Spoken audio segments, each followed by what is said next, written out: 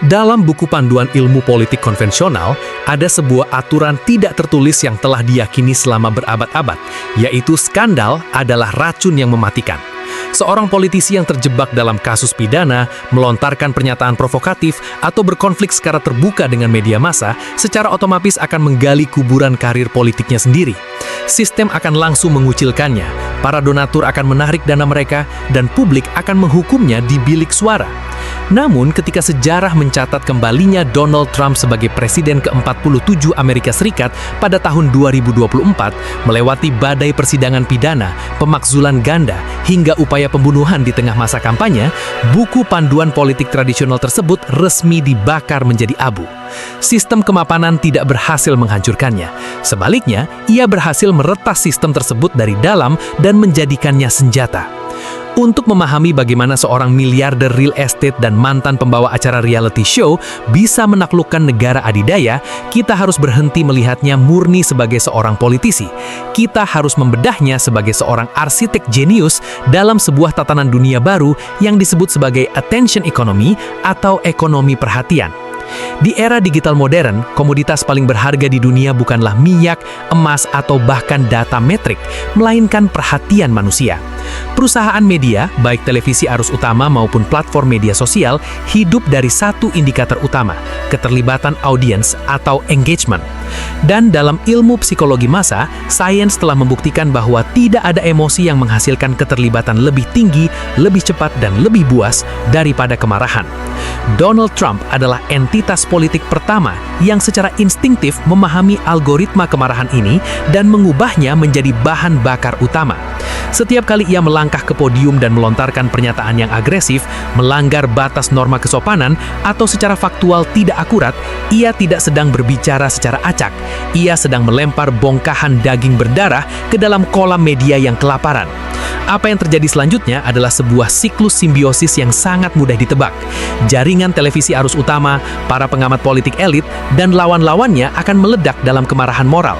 Mereka akan membedah pernyataannya selama 24 jam penuh, menulis ribuan artikel opini, dan menyiarkan wajahnya di setiap layar kaca. Media mengira mereka sedang menghancurkan Trump dengan mengkritiknya secara membabi buta. Namun dalam realitas ekonomi perhatian, media justru sedang bekerja tanpa bayaran untuknya. Dalam kampanye kepresidenan pada umumnya, seorang kandidat harus menghabiskan ratusan juta dolar untuk membeli ruang iklan televisi agar pesannya didengar oleh publik.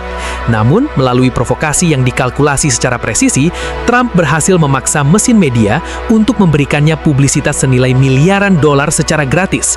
Ia menghisap seluruh oksigen di dalam ruangan politik, membuat kandidat lawan menjadi tidak relevan karena tidak ada satupun kamera yang menyorot mereka. Lebih jauh lagi, serangan tanpa henti dari media arus utama ini justru digunakan sebagai tameng psikologis untuk memperkuat narasi utamanya kepada pendukungnya. Ia tidak membela diri dengan bahasa birokrasi yang sopan.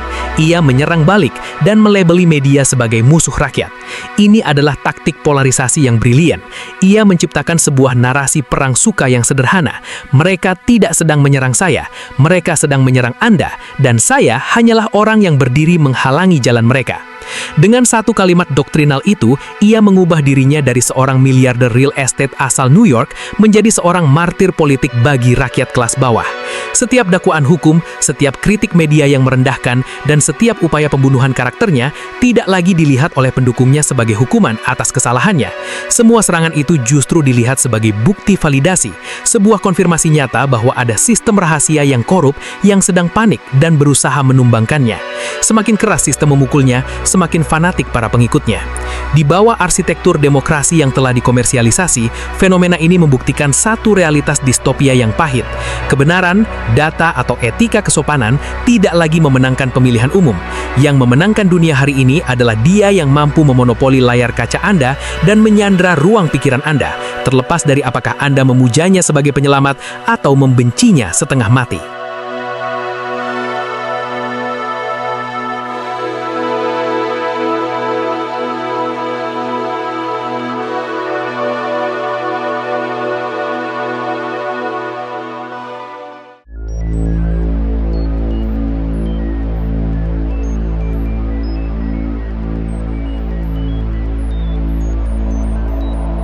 Mari kita tinggalkan sejenak hiruk-pikuk media massa dan mengalihkan lensa investigasi ini ke akar rumput. Di jantung Amerika Serikat, terbentang sebuah wilayah industri luas yang membentang dari New York hingga Midwest. Wilayah ini dulunya adalah detak jantung ekonomi Amerika, tempat di mana pabrik-pabrik baja, otomotif, dan manufaktur beroperasi siang dan malam. Namun, hari ini, wilayah tersebut dikenal dengan julukan yang sangat muram, Rust Belt atau Sabu Karat. Jika kita ingin memahami kemenangan Donald Trump, kita tidak bisa mencarinya di gedung-gedung kaca Wall Street atau di studio televisi Hollywood. Kita harus mencarinya di puing-puing pabrik yang terbengkalai di Detroit, di kota-kota tambang batubara yang mati di Pennsylvania, dan di komunitas pekerja kerah biru yang hancur oleh apa yang disebut sebagai deaths of despair atau kematian akibat keputusasaan, sebuah epidemi bunuh diri dan kecanduan obat pereda nyeri yang menyapu bersih generasi pekerja kasar. Selama lebih dari 3 dekade, para elit politik tradisional dari kedua belah pihak, baik Demokrat maupun Republik, telah mengkhianati kelas pekerja ini atas nama neoliberalisme dan globalisasi. Mereka menandatangani berbagai perjanjian free trade atau perdagangan bebas yang pada prakteknya memberikan karpet merah bagi korporasi raksasa untuk menutup pabrik mereka di Amerika dan memindahkannya ke negara lain demi mendapatkan tenaga kerja murah yang bisa dieksploitasi. Bagi para politisi elit di Washington, ini disebut sebagai efisiensi pasar global. Namun bagi jutaan buruh Amerika, ini adalah hukuman mati bagi mata pencaharian dan martabat mereka. Ketika kelas pekerja ini berteriak meminta pertolongan, sistem kemapanan merespons dengan kesombongan intelektual. Para politisi tradisional menyodorkan grafik pertumbuhan ekonomi makro yang tidak memiliki dampak pada meja makan buruh, atau lebih parahnya, menyuruh para pekerja pabrik baja yang berusia 50 tahun untuk mempelajari kode pemrograman komputer agar bisa bekerja di perusahaan teknologi. Lalu, datanglah Donald Trump. Secara logika di atas kertas, ini adalah sebuah paradoks absolut. Bagaimana mungkin seorang miliarder elit dari New York yang mewarisi kekayaan dari ayahnya dan menghabiskan waktunya di lapangan golf eksklusif bisa menjadi pahlawan bagi rakyat miskin? Jawabannya terletak dalam validasi kemarahan. Trump tidak datang membawakan grafik statistik atau bahasa birokrasi yang rumit. Ia turun ke Sabu Karat dan melakukan sesuatu yang tidak berani dilakukan oleh politisi manapun. Ia memvalidasi penderitaan mereka dan memberikan mereka musuh yang jelas. Ia menunjuk para globalis, imigran tak berdokumen, dan negara-negara pesaing dagang sebagai aktor yang merampas kekayaan Amerika. Ia merobek habis buku panduan political correctness atau kesopanan politik. Ia berbicara dengan bahasa kasar, belak-belakan, dan meledak-ledak, persis seperti bahasa yang digunakan oleh para buruh di kedai bir setelah mereka menerima surat pemutusan hubungan kerja. Bagi kelas pekerja yang merasa telah dilupakan, menjadi kasar bukanlah sebuah kelemahan. Itu adalah bukti keaslian.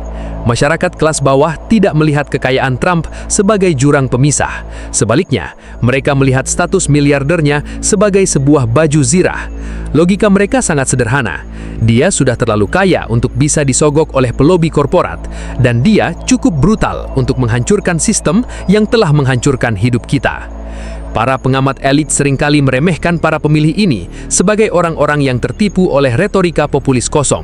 Tapi itu adalah kesimpulan yang arogan. Kelas pekerja ini tidak bodoh, mereka sedang putus asa. Memilih Trump bukanlah sekedar sebuah keputusan politik. Itu adalah sebuah middle finger atau acungan jari tengah raksasa yang diarahkan tepat di wajah sistem kemapanan Washington. Mereka menggunakan Trump sebagai instrumen pembalasan dendam terhadap elit yang telah menjual masa depan mereka.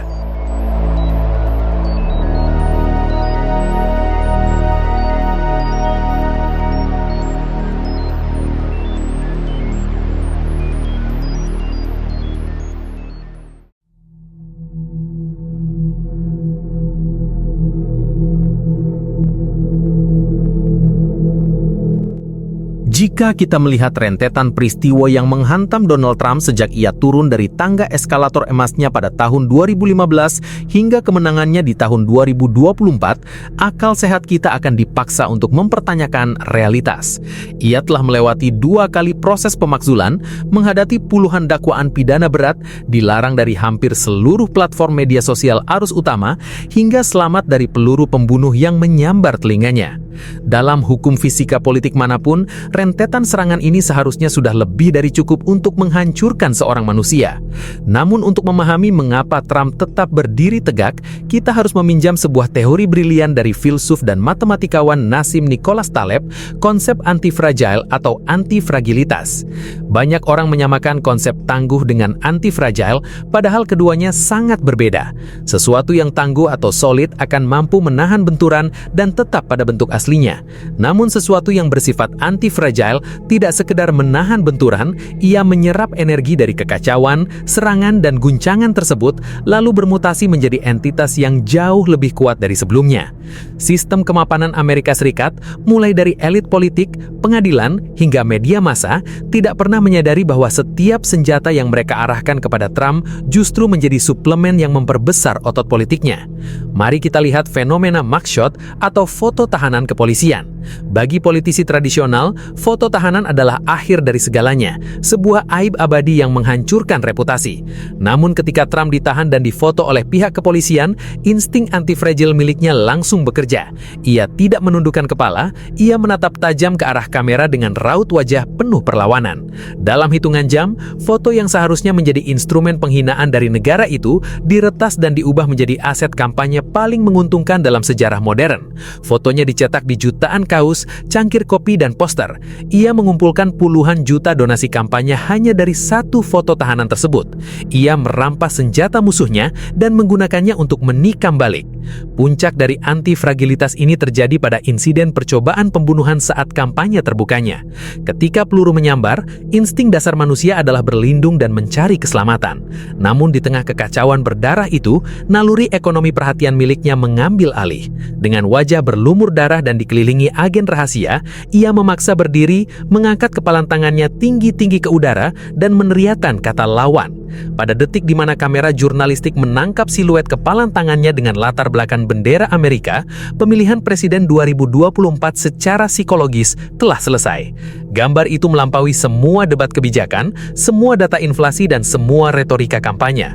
Ia memahat dirinya sendiri menjadi sebuah ikon mitologi modern, seorang martir yang tidak bisa dibunuh oleh deep state atau pemerintahan bayangan. Kemenangan Trump bukanlah sekedar kembalinya seorang mantan presiden ke Gedung Putih. Ini adalah monumen kehancuran dari tatanan politik pasca Perang Dunia Kedua. Ia telah menciptakan sebuah cetak biru baru yang sangat mematikan bagi negara demokrasi manapun di seluruh dunia. Ia membuktikan secara empiris bahwa di era media sosial, kebenaran objektif sudah mati. Data, fakta, dan argumen logis tidak lagi memiliki kekuatan untuk memenangkan hati massa. Perang politik masa depan akan dimenangkan oleh mereka yang paling lihai memanipulasi algoritma, mereka yang paling piawai mengelola kemarahan publik, dan mereka yang tidak bisa dihancurkan oleh rasa malu. Dunia telah memasuki sebuah era post-truth atau pasca kebenaran, di mana realitas tidak lagi ditentukan oleh apa yang benar, melainkan ditentukan oleh seberapa keras Anda berteriak dan seberapa fanatik massa yang bersedia membakar dunia atas nama Anda.